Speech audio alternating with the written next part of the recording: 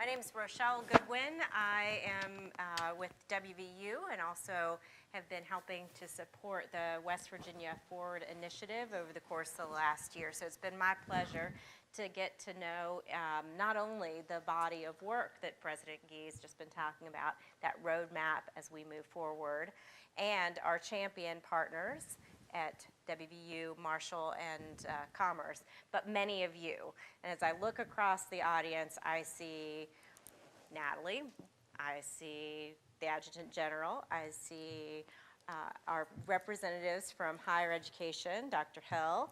We see lots of our congressional offices represented, lots of people that we have leaned on over the course of the last year for help as West Virginia Forward launches and for advice. So what we wanted to do today is talk about how some of the West Virginia Forward initiatives will fit into your conversation tomorrow on education. And I know it's a late hour, so we're going to hopefully give you some new information. This is about the hour of bedtime for my kids. I appreciate that you're all here.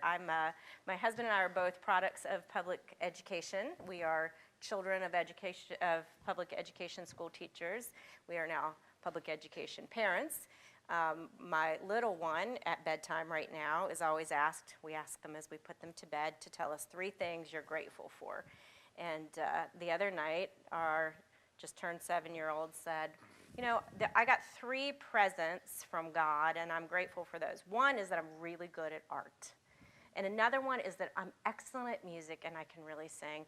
And the last one is that my hair brushes itself in the morning.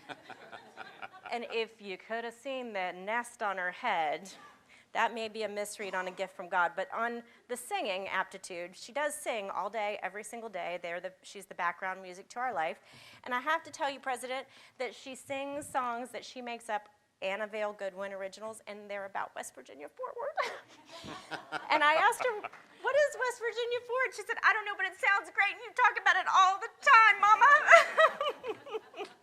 So we're going to talk about West Virginia Forward, and we want to start out, Secretary, with you. You bring to this panel a unique perspective, not just because you started and grew your own business to a successful endeavor that reached outside of the borders of West Virginia, but now you are wearing a government hat. Yes. And so one of the things that we want to hear your perspective from a government and from a business owner's vantage point is something that President Gee alluded to and Provost McConnell alluded to, which is that talent pool, that human capital piece of the equation, which is really relevant to education and as we advance through tomorrow.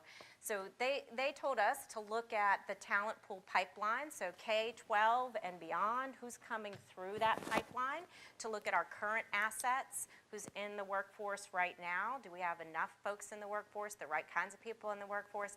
And then how can we reach back, and when we have success in industries and need to fill good positions with talent, it may not be within our borders, how do we pull people in?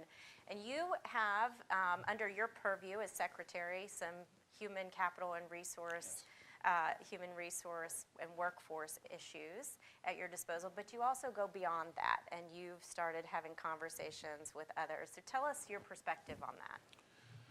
Well, there's a lot of different things we could talk about relative to workforce, but let's start with immediate sort of things.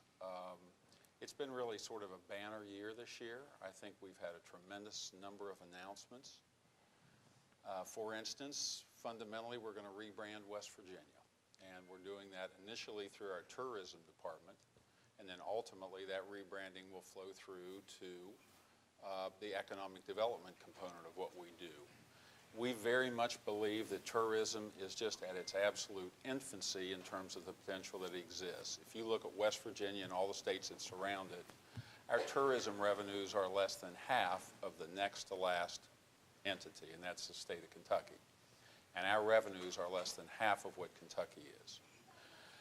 I've spent a lot of time traveling around this country and the world, and one thing I have become convinced is that West Virginia is a wonderful place to spend a vacation. And so we fundamentally believe we can dramatically change that needle.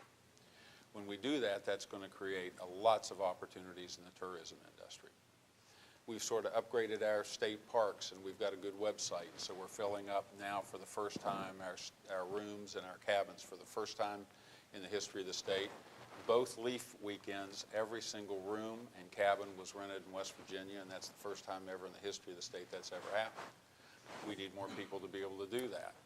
We look at forestry. We're going to increase the rate of trees that we cut by over 20-fold, and we still will not cut trees as fast as they're growing. And that's going to generate tremendous jobs in the lumber industry, and we're beginning to attract those finished added products. So there are great growths in that opportunity. When you look at just the fact that we have these shale gas reservoirs, there are a number of opportunities that are going to present themselves. We talk about the highway jobs and how huge that's going to be. I think that's been estimated at somewhere around $40,000+ jobs that will come from the highways. But in fact, the pipelines that we're going to put in are almost 4 times the magnitude, dollar value, of the highways that are coming in. Now, they're not going to be as labor intensive as the highway construction is, but they're going to have tremendous demand on our resources for employment. Then you look at the sort of announcements the Commerce Department has made. We've announced 16 new companies coming to West Virginia. They cover the gamut. They very much diversify what we do and who we are and how we, with the products that we produce. And so there's that wide diversification, all of which are going to result in about another 2,000 employees without any multipliers. So when you look at that, you wish for success and you hope for it, and then when you get it, you realize, geez, I've got a real problem here. And we do have a real problem here. We have a substantial void in the talented workforce that we have, and we have some significant scrambling to do right out of the chute just to address those immediate sorts of needs that we have. I work in close collaboration with General Hoyer. He constantly has ideas about how we can train people to get employed at various things. So the immediate need is trying to fill these positions that we have with these immediate new businesses and these pipelines and the roadways. But the real problem goes significantly deeper. When you try to attract business, one of the top 3 items is your workforce. So if we are successful in attracting businesses, and I fundamentally believe that we'll be extremely successful, at the same time, on a parallel course, we have got to rethink how we educate our workforce. We have more people giving workforce training per capita than anybody else in the country. I know we decided to get together a group that really focused on workforce training, and so we started with Steve Payne, our superintendent of schools, because there's tremendous job-specific training that goes in our K through 12 training. Got Sarah Tucker, who's the chancellor of CTC, the Community and Technical Colleges, spread across the state. We brought in my workforce training, Russell Fry, who gets almost $60 million a year for workforce training. Brought in Bill Crouch, who runs the Department of Health and Human Services, who has a larger budget than anybody else for workforce training. So what I found is that we have a just tremendous different opportunities to train, often duplicitous in nature and not streamlined and not really focused. So I think fundamentally this legislature should consider taking a step back, really looking about how we train our workforce. Are we doing it in the most efficient manner that a business person would approach, or are we doing it for other reasons? And my guess is when you do that, you're going to probably realign some institutions in West Virginia, and often that's, you're not supposed to tread there, but I think you really need to go to the core of this. So I think fundamentally we need to rethink about how we train workforce. You talk about workforce from other places. First, when we talk about existing people, we need to start educating kids in grade school and middle school about, don't get mad at me, but you don't have to go to college. There are other alternatives to employment than a 4-year degree. Those are where the real void is today in our society with what we're doing. Now, the second thing you got to do is you really have to think about, how do I meet that immediate need? That's why General Hoyer championed getting a waiver of benefits that are paid to veterans. And so West Virginia becomes a very attractive place for them to relocate to. And I believe we're going to be able to pull in a number of veterans that are going to give immediate help to our workforce needs. We have the lowest women workforce participation in the country. This is a huge resource that we are squandering and absolutely needs to be targeted specifically to bring women into the workforce. One thing we're doing is coding training. And that, when somebody is a coder now, most of those folks reside in Silicon Valley and other places where software development takes place, and they cost in excess of 6 figures. But we can have coders here at significantly less salary, and it's perfect sort of a work that a woman in home can still do and still make a living. So I think fundamentally we better recognize with the success are going to come tremendous workforce challenges. Now, we have to be willing to back up and really make those hard changes in order to have results. And I think that's what this West Virginia Forward study has done. It has taken an honest look at the problems we have without being biased one way or the other, without worrying about political considerations, but fundamentally looking at how we do our job. And I think when you read it, you see they call for some very fundamental changes. So I believe if we're really going to have this success continue and multiply on itself, we had better get that flow of human capital starting with kids in grade school and produce it all the way through, or we will not be able to sustain these initial gains that we've received. Thank you, Secretary.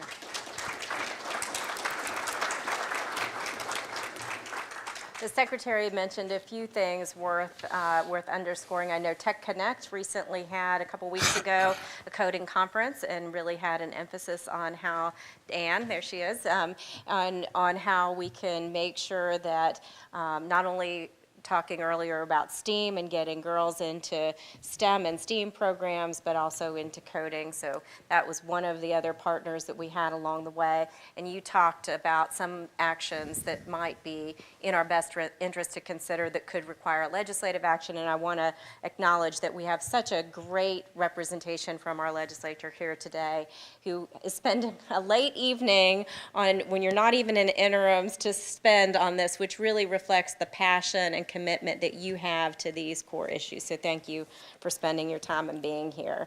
That speaks volumes. Dr. Marr, I'm going to pitch the next one to you.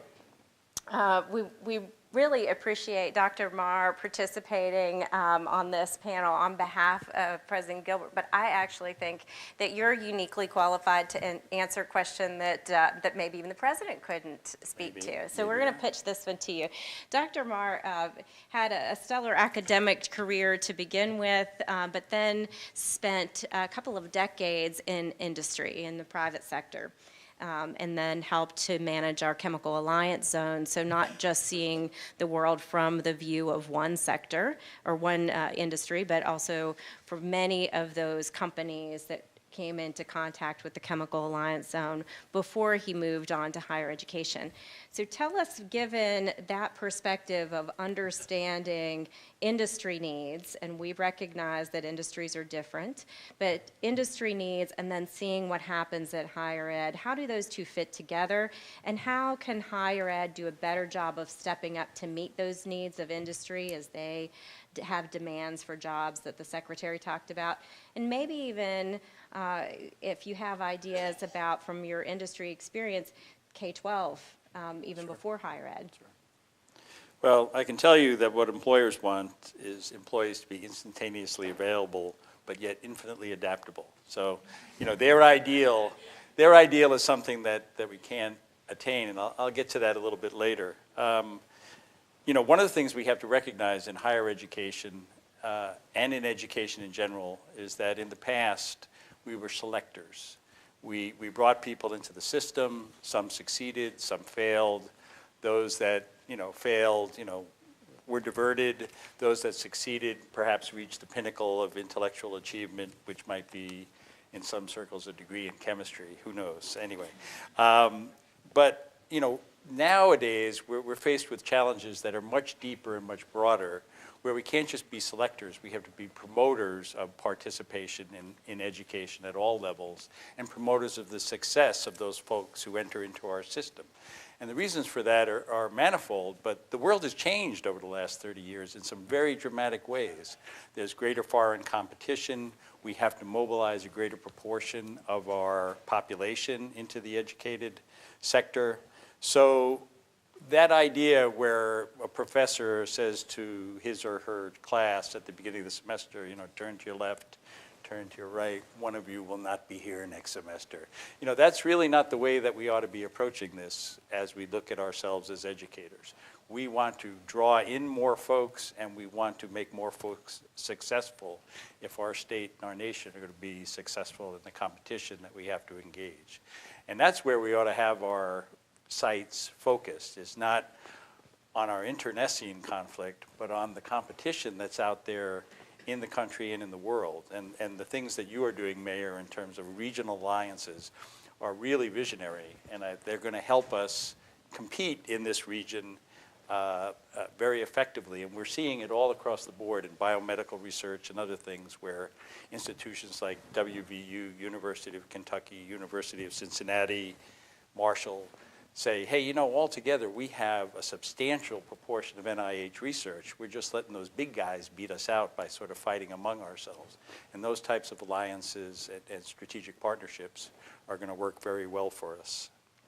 The other thing that's going on is change is rapid pace, and academia is not really known for being a really sort of nimble operation. But we're going to have to be, because when people come to me and say, hey, I really like what your faculty are doing in coding or in cybersecurity, but they can't teach what we have to teach because it changes so rapidly. So these are indicators that we have to kind of work in a different way. You know, we can't, the old paradigm in industry was you took a product in research and then you threw it over the wall to development and they looked at it, you know, then they would pass it on to engineering and they would do something, and then finally would get over to production, and because there had been no coordination across the product development cycle, things were a mess by the time you got to the end. We kind of do the same thing with education. We sort of throw students over the wall and, well, you catch them, college, and throw them over the wall and say, well, you, Mr. Employer, you make something of this. We have to be more coordinated and start to work in terms of integrated partnerships, which will help us address these escalating requirements that we're seeing. The supply versus demand thing that I see in higher education all the time is like, the employers say we want employees, and higher education says, well, what do you want them to know? And trying to get that timing correct is very, very difficult. We're always sort of off cycle educating people to do things that employers are no longer interested in. And again, the key is coordination and partnership. And there are some very effective ones going on. You mentioned Alcon and WVU. There are several going on with RCBI at Marshall University, where employers and higher education are actively discussing what has to be done, and not sort of looking at each other as sort of, you know, supplier and customer, but as partner.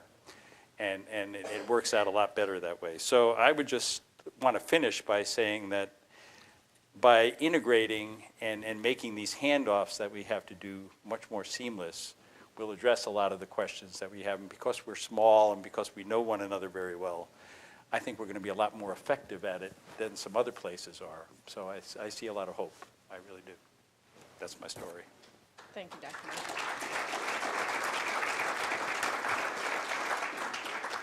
It's great to hear that perspective, and I will say, you know, I came to higher ed, to WVU from Senate office, a federal office, and seeing those applications for NIH and other dollars come in and collide in my email box rather than work together and capture was really frustrating, and knowing how much talent there was out there that we could really win the day. It's great to know that we have a new day, a new opportunity to stack hands, as President Gee said earlier, and to partner not only among higher education and with government, but up and down the chain on stackable opportunities and within K-12 and beyond, and then with our other partners. So in the spirit of cooperation and alignment and partnering, I'll throw one to you, President Gee, which this is your idea, baby, that you've been talking about now for a couple of years. And I think the visionary component of this whole practice is getting us to align. And we've already seen that magic start to happen. It is infrequent that you have an effort or a movement that pulls people in because they see their mission and their work reflected in that effort in a way that's inviting and empowering and has room for everyone. And you've structured this effort in that way. I think it's great that these are our partners, the representatives of these three institutions. Tell us, President Gee, what's your vision for other partners and stakeholders as we move forward? Well, great question. Thank you very much. I appreciate that. 1.8 million West Virginians.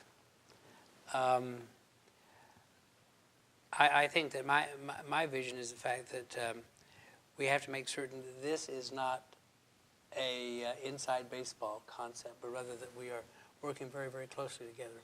One of the things that we did this summer is the fact many of you know that I try to visit almost every county in the summer, 55 counties. But what we did this summer was we went out and listened very carefully. It was a listening tour. What are your needs? What are your wants? How can we help the county commission? How can we help the superintendents? How can we help the public schools? And what kinds of things do you need to hear? And what do you want to have happen? I think we all know. And I apologize, my voice is about gone. You're blessed by that. But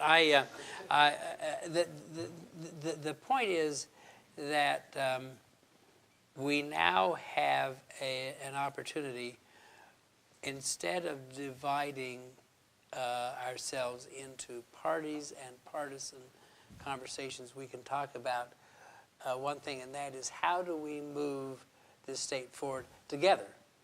And that's going to have to be done through small groups, through people joining with you, Rocky, with all of the kind of options for people to get engaged. The point is this is not about politics. This is about the opportunity for people to sustain their lives in a way that is much better, and in doing it, that everyone can participate. Public education, we need to really focus on that. You know, Woody, let me just make one point. I couldn't agree with you more. University life is not for everyone. Education is for everyone. Yes. You know, I love this figure. Since 2008, there are 13 million jobs have been created in this country. Only 80,000 of those jobs have required only a high school education. So what does that say? That says that education, in some form or other, is important. And so it's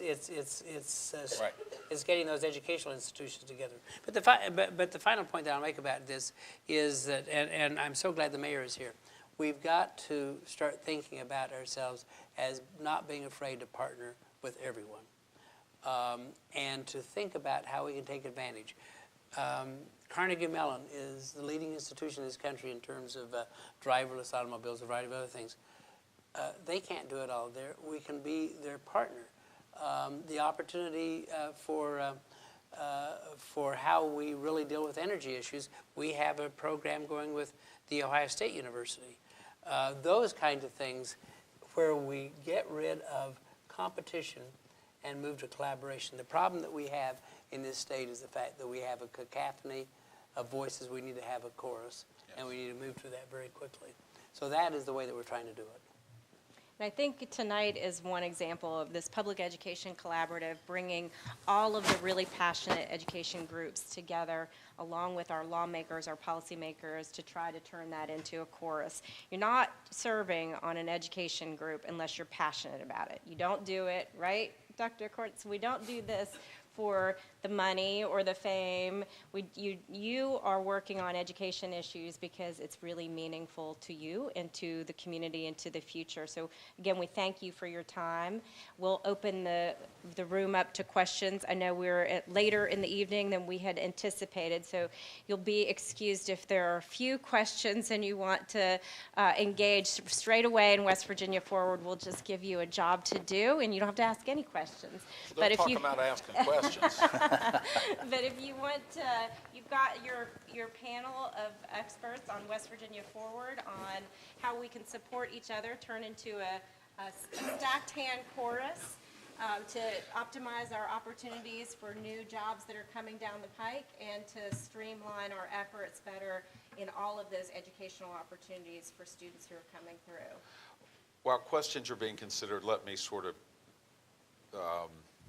agree with what Dr. Gee just said. Never before has, I think, there been the collaboration between the universities and state government that we see today.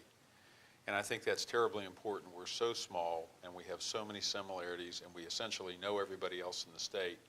But we really have not worked closely together in the past. They have really been separate institutions doing their own thing, very much to the detriment of the state. And I think under this initiative with Marshall and WVU and teaming with the state, it is very much a new day.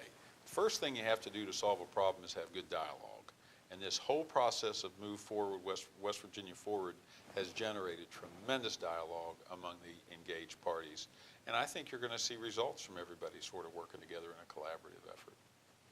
Thank you for that, Secretary. Yes. I have a question for the three of you. One of the things that I've seen in the legislature that is a bright spot to me is the community college system in the state of West Virginia. It seems to me that we're spread out pretty nicely geographically, and we're in a position to do some good training for jobs that will come in the future. I just would like to know, do you factor that into your analysis at all? And I just, in my hometown of Weirton, we do plastics manufacturing training right now, real time, and have for a couple of years, and I think that's something that's going to be important going forward. But I think it can be done throughout the state because the beacons are there in a nice pattern, a geographic pattern. So I'd like to hear your comments to that. Well, you can take that, John, but I'll say very quickly, that really goes back to what I said to Woody a little bit earlier, and that is the fact that it is not about, higher education, it's about a continuing educated workforce. And by the way, I think we could estimate there are probably 20+ thousand jobs available in the state for which we don't have trained people, at least. And so the community colleges and the technical colleges play an enormously important role. What I believe that Marshall and West Virginia University are about, we're about creating the ideas that create the jobs. The community colleges are about training the people to take those ideas and turn them into manufacturing and into sophisticated programs. And so the old days of there being competition, that has to end. Higher education finally has to say the emperor has no clothes, and we're going to start cooperating and collaborating with each other. Otherwise, we're all going to fail. And you've hit it right on the head as far as I'm concerned.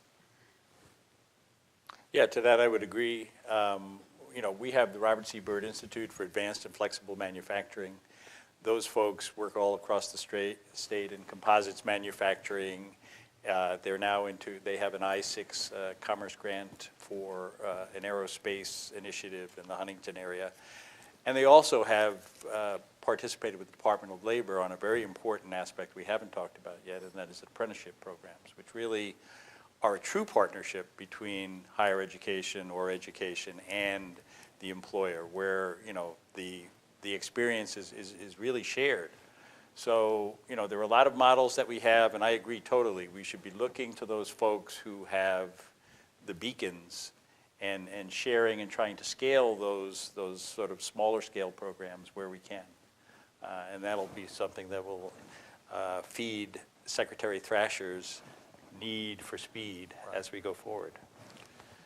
Well, I always take a little bit of a contrarian view, and we do have a great number of community and technical colleges spread uniformly across the state of West Virginia.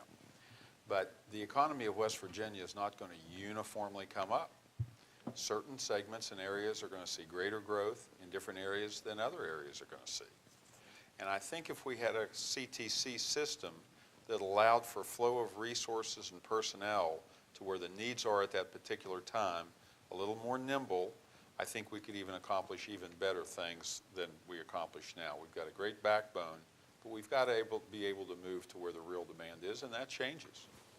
And I'll say Dr. Sarah Tucker isn't with us tonight. She's creating life and should be Right. not even doing anything under doctor's orders except creating life at the moment. But she is an amazing talent who has been responsible, I think, for some of the positive things that you've noted. And if there's anybody who can be nimble with crafting a system, it's Sarah Tucker. So I think whether it's the accomplishments that have been talked about thus far in that CTC system and the retraining and the on-demand, or whether it's looking forward for even a more nimble, more plastic system, we'll rely and partner with Dr. Tucker on that. Well, Dr. Tucker is very flexible in that regard. She and Steve Payne and I get together for lunch about every second or third week, and she is totally open to seeing how those CTCs can be the most effective they can be. Really think she's doing a super job around that group. Other questions? I'll start out with a comment followed by a question to my legislative colleagues. Failure is not going to be an option. It's really not. But we're going to have to move in this direction because the only thing that's going to pull this state out of where it's at right now is growth. And the three individuals sitting up here are going to work with us to see that growth occurs. Now, as my colleagues can attest, some of this is going to come easier than other things. Some of this will be pretty tough fights. I want for you, the three institutions that you recognize, don't leave us hanging. You're going to have to get behind us, lobby, work, and push this through to get everybody on the same page. Everybody committed? Yes, sir. You know, Just what a say great- yes, just say yes, sir. yes. I want to make another point, though. And I'm sorry for taking the time. But that's precisely the way we've structured it this way. Because we know that if McKinsey or someone had come in and they'd been under a legislative mandate, everyone had said it's political. Or everyone has said that there was some skullduggery or whatever. It's just the nature of cynicism. The reason we structured it so that the universities are doing this along with Woody is the fact that we can be aircraft carriers. You know, I would tell you, I'm not running for election. You are. But so any time that arrows get pointed at you, just send them my way. You know, I'm very flexible in that regard. And that's the point. The point is the fact that you have to have the ability to say that this is nonsense and we got to move forward and to do it without a political conversation taking place. And I think that's the power of where we are. And by the way, the most important thing is the fact that we're a small state. Everyone can hear that message very quickly. So not only are we in, I think this is the way to break the back of partisanship in so many different ways.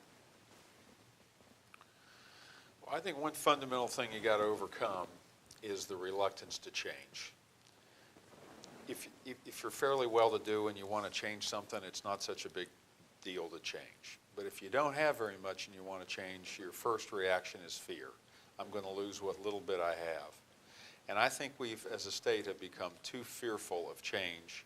And I think as legislators, you really have to recognize that if we're going to do anything different than what we've done, we're going to have significant change in how we go about doing it. And don't be afraid of it, and really try it. I can tell you when we put all the DNR websites so you could actually make an online reservation, there were a number of people within DNR that didn't think that was a very good idea. And There's some people over here smiling. And that's where you have to be open to change. I say to everyone, sacred cows make the best hamburgers.